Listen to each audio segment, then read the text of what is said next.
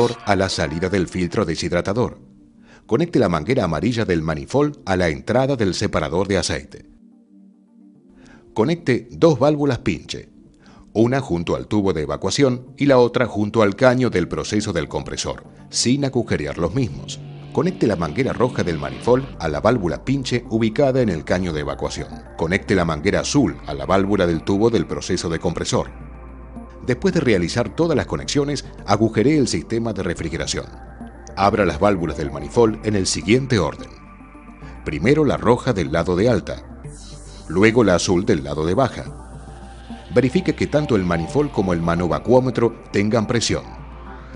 Si no hay presión, no hay refrigerante a recoger. Coloque las dos válvulas de servicio del equipo recuperador en la posición recuperación. Abra la válvula de bola de la manguera, abra la válvula de la garrafa y encienda el equipo de recuperación. Recupere el refrigerante hasta observar en el manovacuómetro de la estación recuperadora el valor mínimo de vacío alcanzado. Para acelerar la salida del refrigerante o disminuir el tiempo en el proceso de recuperación, caliente el compresor con una pistola de calentamiento. No use otros elementos como sopletes. Apague la recuperadora y espere por lo menos de 2 a 3 minutos para verificar si disminuye el vacío. En caso de que la presión aumente, inicie nuevamente la recuperación. Realice este procedimiento tantas veces como sea necesario hasta que el valor de vacío no aumente más. Cierre las válvulas de alta, la roja, y de baja, la azul, del manifold. Luego, mueva las dos válvulas de servicio del recuperador a la posición self-clearing y observe que el manovacuómetro de la unidad tendrá presión. Encienda nuevamente la recuperadora hasta verificar nuevamente el nivel de vacío mínimo en el instrumento. Cierre la válvula de la garrafa, apague el equipo y cierre la llave de bola ubicada a la salida del recuperador. Gire la válvula del separador de aceite y determine la cantidad de aceite extraído del sistema.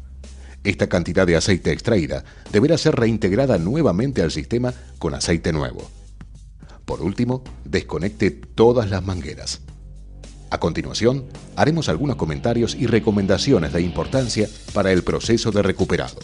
Trate de recuperar siempre en garrafas que tengan poco nivel de refrigerante envasado. Siempre trate de recuperar refrigerante de los sistemas en fase líquida. No sobrellenar los tanques es de vital importancia para su seguridad. Los tanques nunca se deben llenar a más del 80% de su capacidad, pues si se sobrellenan, corren riesgo de explosión por la expansión del gas en su interior. No olvide etiquetar el tanque indicando qué refrigerante se está alojando en el mismo. Siempre pese y tare la balanza a cero antes de agregar más refrigerante al tanque. No mezcle refrigerantes distintos en un mismo tanque. Esto inutilizaría todo el refrigerante. Utilice solo cilindros limpios, adecuados para la recuperación con dispositivo de alivio. No utilice envases descartables para la recuperación. Finalmente, recuerde que los tanques con refrigerante deben ser estivados en lugares aireados y secos y fuera del alcance de la luz solar. Reciclado. Ya hemos visto que el reciclado es el proceso que consiste en reducir los contaminantes que se encuentran en el refrigerante usado mediante la separación de aceite, la eliminación de no condensables y la utilización de filtros que reducen la humedad, acidez y eliminación de partículas. Los equipos de reciclado extraen desde el tanque el refrigerante recuperado y lo hacen circular por medio de compresores o bombas de acoplamiento magnético para no incrementar la temperatura del refrigerante, por un circuito interno de trampas y filtros que purifican al mismo. Este reciclado se realiza por tiempo en forma manual y generalmente los equipos traen un visor que, cambiando de color amarillo a verde, indica cuándo el refrigerante se encuentra seco. Regeneración. Les mostraremos la operatoria de un centro estándar de regeneración. Cuando los técnicos envían el tanque con el refrigerante recuperado y perfectamente etiquetado al centro de regeneración, se debe determinar como primer paso la correcta identificación del refrigerante a regenerar. Para reacondicionar los refrigerantes, los centros de regeneración solo aceptan aquellos que no han sido mezclados con otros refrigerantes. Recuerde, todo refrigerante que esté mezclado debe ser destruido. Por ejemplo, el refrigerante R502 no puede ser reprocesado por ser una mezcla, pero sí puede ser purificado para su reutilización. La identificación del refrigerante se realiza por medio de analizadores electrónicos. Les mostraremos uno ahora. El equipo, una vez conectado al sistema, tiene la habilidad, mediante una pequeña bomba de succión, de tomar una pequeña muestra de refrigerante. La muestra es analizada por medio de tecnología infrarroja y el equipo indica qué tipo de refrigerante es. Si dentro del tanque o sistema que estemos revisando hay una mezcla desconocida, el equipo indicará que no tiene posibilidad de identificar y ese refrigerante deberá ir a destrucción final, ya que no podrá ser reprocesado. Estos equipos son de tecnología compleja, importados y de un muy alto precio. Una vez detectado el tipo de refrigerante, se lo regenera con un proceso de destilación. Una vez que el refrigerante esté regenerado, se certifican sus propiedades químicas con equipos de alta tecnología y alto costo, como cromatógrafos, medidores de humedad por el método Carl Fisher y otros. Luego, se aloja el refrigerante en tanques o garrafas y se los deposita en lugares perfectamente acondicionados a tal fin.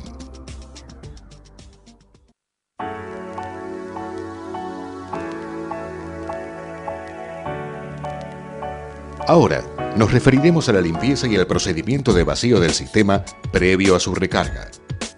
Un sistema de refrigeración no debe contener humedad, partículas, no condensables ni impurezas. Un sistema de refrigeración debe contener únicamente el fluido refrigerante junto con el aceite seco. La limpieza del sistema previa a su recarga se puede efectuar con un buen barrido de nitrógeno o con sustancias no nocivas para el medio ambiente. Recalcamos, no se deben usar sustancias para limpieza nocivas para el medio ambiente, como por ejemplo R11. Siempre se debe hacer vacío en los sistemas previos a la carga utilizando una buena bomba de vacío. La humedad es directa o indirectamente la causa real de la mayoría de los problemas. Ingresa fácilmente al sistema y es difícil de extraer. Al congelarse, produce taponamientos y funcionamiento intermitente del sistema.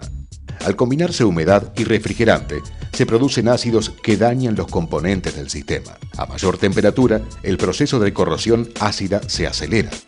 El aceite de refrigeración tiene especial atracción por la humedad y la absorbe rápidamente, formando pequeños glóbulos que reducen la capacidad de lubricación del aceite. La bomba de vacío baja la presión del sistema, bajando a la vez el punto de ebullición del agua, vaporizando la humedad y expulsándola fuera del sistema. Una práctica habitual es suponer que algunos minutos de vacío son suficientes para cualquier sistema. Podemos decir a modo de ejemplo ilustrativo que 1 gramo de agua a la presión de evacuación de 40 micrones, 0,04 torricelli, y a 20 grados centígrados produce 25 metros cúbicos de vapor. Esto nos da una idea de la magnitud a tener en cuenta cuando decidamos la duración de un ciclo de vacío. Varios son los factores que determinan el tiempo total de vacío para llegar a niveles de vacío adecuados y para alcanzar el grado de deshidratación requerida. La capacidad en decímetros cúbicos del sistema de refrigeración, la cantidad de humedad alojada en él, la temperatura ambiente, las restricciones del propio sistema de refrigeración, las restricciones externas entre el sistema y la bomba y, por fin, la capacidad de su bomba inciden en el tiempo final de vacío. La capacidad del sistema de refrigeración y las restricciones internas del mismo están determinadas por el fabricante. Por lo tanto, los técnicos solo podemos modificar la situación controlando y evitando en lo posible las restricciones entre sistema de refrigeración y bomba, y utilizando una bomba de capacidad adecuada al servicio que está llevando a cabo. Mangueras más cortas y de mayor diámetro interno, por ejemplo de 3 octavos, aceleran el proceso de vacío. Para determinar estimativamente qué capacidad de bomba se requeriría según el tamaño del sistema, existe una fórmula aproximada y empírica que indica que el valor de caudal de la bomba en CFM, pies cúbicos por minuto, por 7, es igual al tamaño máximo del sistema en toneladas donde se deberá hacer vacío.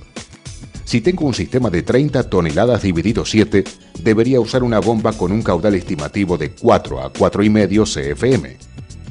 Existen tablas que relacionan el caudal de las bombas entre CFM con litros por minuto y metros cúbicos por hora. No controle el proceso de vacío por tiempo. Hágalo con un vacuómetro que medirá el real vacío alcanzado. Cuando mida el vacío alcanzado, deberá aislar la bomba con una buena válvula y dejar que la presión del sistema se iguale antes de tomar la lectura final. Si la presión no se iguala, es un indicador de que hay fugas. Si se iguala a una presión alta, indicará la presencia de humedad y que aún es necesario más tiempo de vacío. Verifique siempre con un recuperador la despresurización del sistema antes de conectar la bomba. Trate de utilizar siempre bombas de 2 etapas que le permitirán realizar vacíos más bajos. Por último, veremos ahora el adecuado mantenimiento de su bomba de vacío. El cambio del aceite de la bomba es fundamental para la buena performance de la misma y para extender su vida útil. Debemos cambiar el aceite cada 10 a 15 horas de uso efectivo de la bomba o bien como lo indique el fabricante. También cuando a simple vista presenta aspecto lechoso o está oscuro. Inmediatamente después de hacer un servicio donde había un compresor quemado. O si sabemos que el sistema tenía humedad en exceso. En unidades con 2 etapas y gas ballast interetapa, el uso adecuado del gas ballast permite mantener la bomba en mejor estado y prolongar su vida útil. Se debe abrir el mismo de 1 a 2 minutos en la mitad total del proceso de evacuación. También el nivel de aceite de su bomba es importante. Chequee siempre el nivel de aceite mientras la bomba esté en funcionamiento. Si lo revisa o recarga cuando esté apagada, es posible que la sobrellene. La bomba de vacío es uno de los elementos indispensables para el técnico de refrigeración.